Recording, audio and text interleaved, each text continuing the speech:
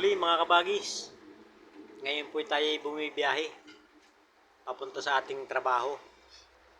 Extra po muna tayo sa Kabuyaw. Magre-repair tayo ng mga palitan ng palitan ng energy drink at saka ng mga mineral water. Kasi po yung mga palitang ginagamit nila nagkasira-sira na. Kaya magre-repair tayo. Repair at saka repaint ng mga paleta. Ngayon po, makikipagbuno tayo ng bahagya sa traffic. Medyo maluglog po ngayon nung nakaraan po, talaga namang bumper to bumper dito sa lugar na ito. Ngayon po, medyo maluwag-luwag kaya mabilis tayo makakarating sa ating pagtatrabahuhan. Ito po, at dito papasok tayo ng SLEX, South Luzon Expressway. Medyo maganda-ganda po ang daan dito sa parting ito. Pero pagdating po doon sa unahan, medyo rin. Ang daan ay parang daan din papunta sa Quezon. Ispaltadong may mga lubak-lubak. May tapal, may lubak. Hindi, ang hirap pong takbuhan. Hindi katulad sa parting Bisaya. Makikinis talaga ang daan. Makinis pa sa mukha ko. Ito po mga kabagis, simentado. Talaga namang kala may bumababa ka sa hagdan. Hindi mo maramdaman yung kinis ng kalsada. Tumatawid po tayo sa tulay ng turbina mga kabagis. At makikita nyo naman ang daan, yung pagka-espalto niya magaspang. Kaya ramdam na ramdam natin yung tagtag ng kalsada. Tsaga-tsagay po nating biyahin para malapit. Dito po kasi ang pinakamalapit na daan sa expressway. Pagka po nag-service road tayo, lalo nang mahaba ang traffic, saka lalo nang malubak. Kaya tsaga-tsagay natin ang daan dito sa lugar na ito. Sasamahan lang po ng kaunting ingat para malayo sa disgrasya. Kita niyo ang daan, may mga tapal-tapal. Kaya kahit na espaltado, malubak pa rin. Kung meron kang dalang babasagin, sigurado mababasag bago ka makarating sa pupuntahan mo. Kaya shoutout po sa mga gumagawa ng kalsada. Sa Quezon, sa Laguna. At talaga namang ewan ko kung anong klaseng paggagawa ng kalsada yan. Yan pong siyang simentadong yan. 1 taon, 2 taon, masisa nyo, lubak-lubak na uli yan.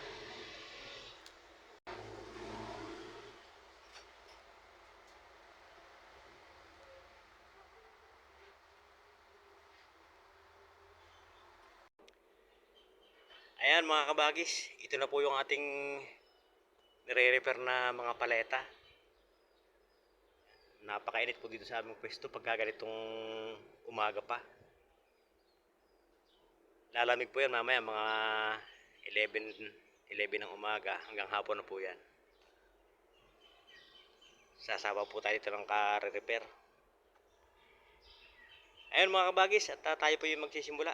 Ikakasa natin itong ating mga gamit. Ayun mga kabagis, wala po tayong hot work permit.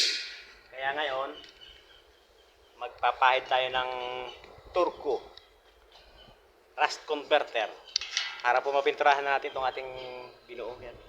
Medyo marami-rami na po yung ating nabuo. Meron po tayong nakapila doon sa kabila. Ayun, asa na? Ayun. Kaya pwede na tayo magpintura. Mabagal po kasi yung aming boss. Hindi na sikaso yung mga permit. Hot na nga po dito sa aming location, super hot. Tapos wala namang hot work permit. Ay grabe yan. Abang-abang po mga kabagis at tayo magpipintura muna.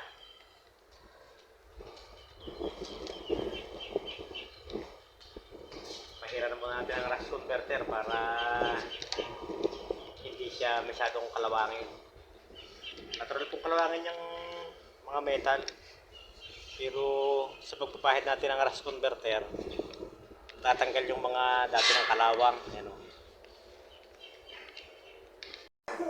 Ayan, ito na po ang ating finished product mga kabagis. So, yan. Ito. Yan ang ating finished product. Oh. Hindi makita sa lubong sa araw, sa liwanag. Yan, oh. Dito tayo para makita natin.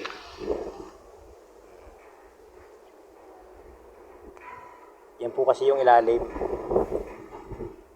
Kaya po may kulay dilaw para madaling makita ng mga forklift operator na TESDA certified. Ngayon, tingnan nyo naman ang ginagawa ng mga operator na TESDA certified. Kung ikaw ba naman ay TESDA certified, susungkitin mo ba naman yan dyan?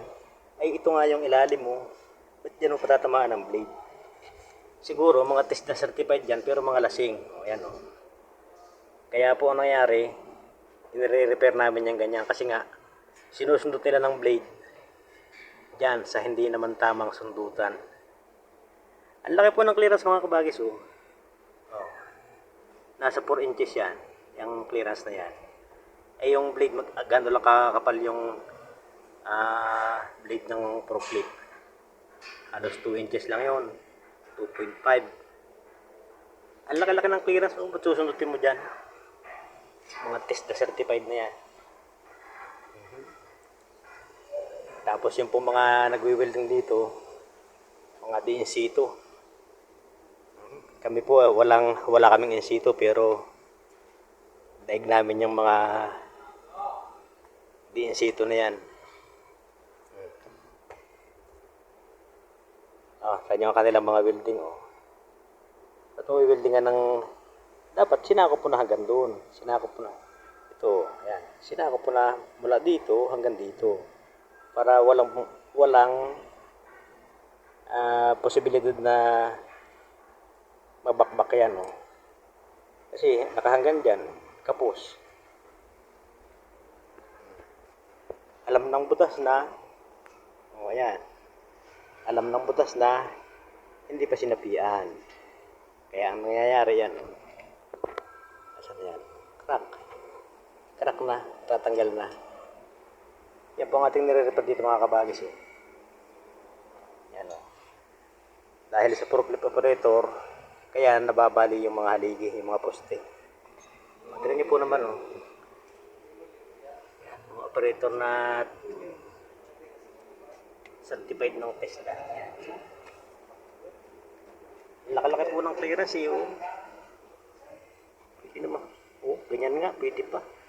Eh, gano'n lang kakapal yung blade ng forklift.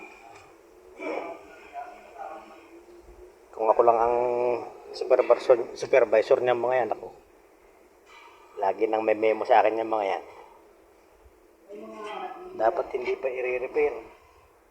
Nangyari tuloy, for repair na. Paninira ng gamit ng kumpanya.